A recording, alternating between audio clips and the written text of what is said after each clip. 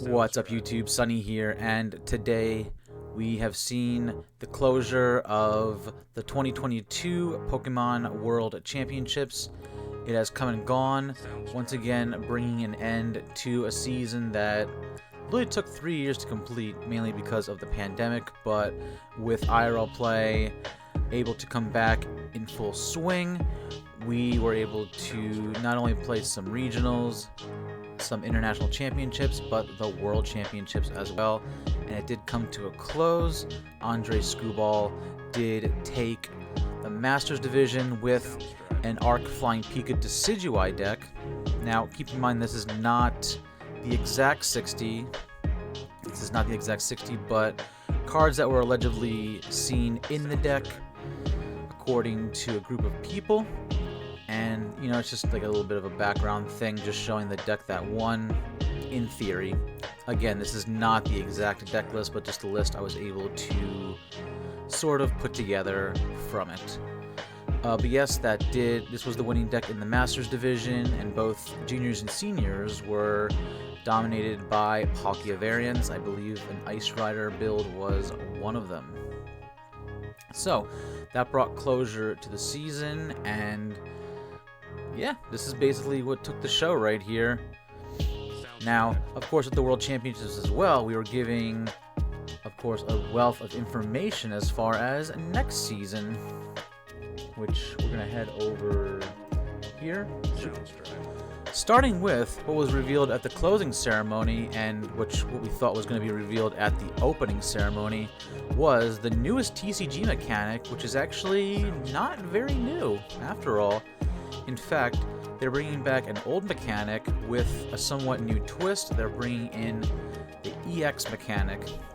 Now, for those who don't know what the EX mechanic's all about, there's not much to really explain. Again, they're just two Pokemon that are just worth 2 prizes, and, you know, they're usually like bigger than normal. Introduced back in the Ruby Sapphire era, that's where it started. And then, of course, that came to an end, but then came back in the Black and White era and went on until Evolutions, the set XY Evolutions was out. So we had that for a bit, and basically they were just, we'll go over to this one right here to show, again, they were just multi-prize Pokemon with 2 prizes, sometimes a lot more powerful, which, you know, they're not much different from like V's, GX's, for example. Just to name a few. Like for this one right here, that was, again, just, you know, a big basic. Higher HP, higher attacks, bigger prize payouts. That's all it really is. And they were just big basics back in the Black and White era. However, if we look at what was revealed from the trailer over here, you'll see that they revealed Mimikyu, Lucario, and Magnezone EX. Those 3 in particular. Now, why is that important? Well, this looks a bit faded right here, but you can see that, of course, you know, Mimikyu is just a basic Pokemon, doesn't evolve from anything. And, you know, you're not going to get the best view of this, but it has just 190 HP. Again, you know, nothing we haven't already seen before as far as a multi-prize Pokemon go. Now, if we head over here to the Lucario, again, we don't know what it does, but you can see up here that it evolves from a Stage 1 Riolu, which is more or less probably just going to be just a regular basic Riolu, a single prize. Sort of like what we had back in the GX era, like for example, like a Rockruff can evolve into a Lycanroc GX, just to give a good example of that. Same thing with the Magnezone, how that's a Stage 2. They're going back to evolving these multi-prize Pokemon if necessary, and of course, the prize payouts are such, sort of controlling the power creep in a way, where it's a bit more balanced. I think this is actually a fantastic mechanic. Other than that, you know, there's not much too noteworthy about these. However, if we head over to the main stars from this new set coming out, or more or less the new series of games of Scarlet and Violet, we've got Koraidon and Miraidon EX. I'm saying GX, but yeah, EX. Now, of course, you'll notice that they didn't include any like stats for them, like typing, weakness resistance, energy costs, all that stuff. Sort of the same way they revealed Solgaleo and Lunala GX back during Worlds. It was 2016. That was 2016. Yep, I had to make sure of that, so I wasn't giving the wrong information. So yeah, they were revealed just the same, and you might notice, looking at maybe these for example, you'll notice that some of the stats are crossed out of here. Cry's got an ability, Dino Cry, that actually lets you grab 2 basic blank energy from your discard pile, attach them to one of your basic blank Pokemon right there in any way you like, and that'll also end your turn right there. Tandem Unit for Miraidon EX has the ability to let you search for 2 basic. Again, it doesn't have the typing on that, and again just ends your turn. So one searches Pokemon, the other one gets you energy. The attacks are pretty vanilla. They both do 220 and then they can attack next turn. We don't know how playable these are going to be yet. They do have potential though. But again, you'll notice that this part is missing right here, mentioning the energy. That's not available for us. That could either be maybe what other type to decide to make it. It could be maybe even a new type. That is quite possible as well. You might notice that they've got like certain arts to them, especially in their own EX, which this was also revealed as well at the end of the trailer, was this style of EX right here for the new terrestrial mechanic, which makes Pokemon all crystallized and whatnot, just like in the video game. So the EX mechanic can also be a way that this new sort of terrestrial playstyle is introduced into the TCG. Again, we don't know yet. They did not reveal much, but who knows? This could also mean like a new type. They're definitely keeping us guessing for sure as far as all the full details on this mechanic in general. Now, of course, the closing ceremony did, of course, bring back a tradition where they reveal where Worlds is going to be next year. Of course, they did play around with us and say like, oh, it's going to be in Vermilion City. Then they were just like, no, just kidding. It's going to be in Yokohama, Japan. The very first time Japan is actually going to be hosting the World Championships, which I think it's very fitting to have it there for at least once, maybe multiple times if possible. Because, this is where the game was created, and apparently, Yokohama was the inspiration behind Vermilion City. So, it's definitely very fitting for sure. I'm definitely excited about the location. As far as whether or not I'm actually going, I don't know yet. We got a year to find out. Possible invite to grind if I can get my invite. I might even go even if I don't get an invite to Worlds, because it would be a great overall experience.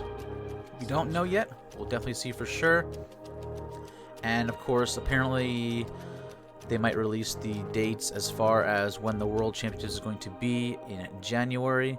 We have no other information other than the location of that. Now, of course, speaking of 2023, just this past week we were given the schedule for regional championships, which of course is going to be the primary method on how you get those championship points to earn that invite. And I'll provide a link to this down below in the description for those interested. And we did get quite a few new cities and locations. Also, actually, I think a couple days afterwards, they added 2 more locations. They added Fort Wayne and Peoria to the regional schedule. The regionals is, of course, kicking off on September 16th. That's going to be the first regionals of the year in Baltimore. I'll definitely be attending that one since it's within driving distance. For me, it's about like 2.5 hours, I'd say, for me. Without, doxing my location, obviously. But, yeah, first regionals of the year is going to be in Baltimore. And then, of course, not going through the entire list, since you can all just look that up anyway. Other regions I have my eyes on are going to be Charlotte and Hartford. Those are the definite ones, since, again, those are car rides and I can make it. I might want to fly to 1, maybe 2. I don't know yet. We'll definitely see. It depends on where we stand on trying to push for an invite, most importantly. However, I will say that as of right now, regionals are going to be the only way you can get your championship points, aside from, of course, the international championships, which they did reveal the dates to those as well. Now, what does this mean? It means that as of right now, we do not have League Cups, we do not have League Challenges. TPCI did not allow those to be fired off again yet.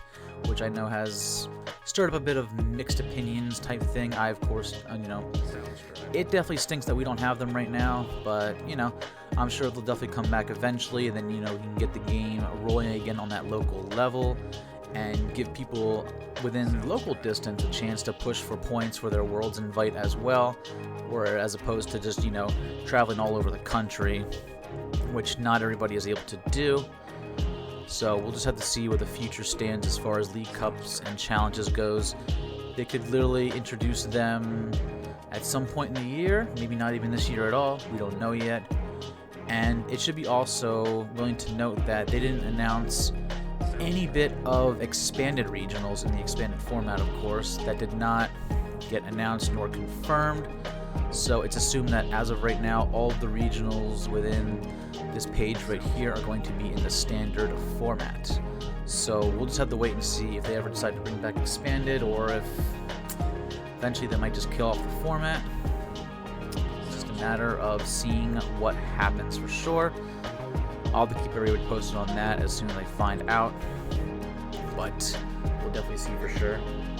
But yeah, I think that's all for this video right here. That's all the major news that's been released within this past week, or also within this past hour. It was a bit of a handful between, competitive and what's coming up and all that stuff. So we definitely have a lot to look forward to within the 2023 season. I'm definitely excited to go to a few more regionals myself. More than I did this year. I only went to one regionals post-COVID. But we'll see what happens. We don't know what the future holds. But yeah, let me know what you think about everything down in the description, whether it be about the regionals, the location of World Championships, the new EX mechanic. Let me know in the comments what you think about everything, and I'll have to catch you next time for sure. Don't forget that if you're just coming here for the first time, if you do want to see my primary content at all, you can head over to twitch.tv/TheRealSunnyGames. I do stream 5 days a week on my channel, except for Thursdays and Saturdays, and we do host our weekly tournament series on Monday as well. And I'll also leave a link to my organizer page down below if you want to join the weekly tournaments at all. We'll make that available for you also. But yep, that's going to do it for now, and I'm hoping to put out a couple more videos from decks seen at the World Championships. Maybe some of the more rogue ones, probably the winning one. I'll get as much of those videos out as possible, but until next time, I will catch you later.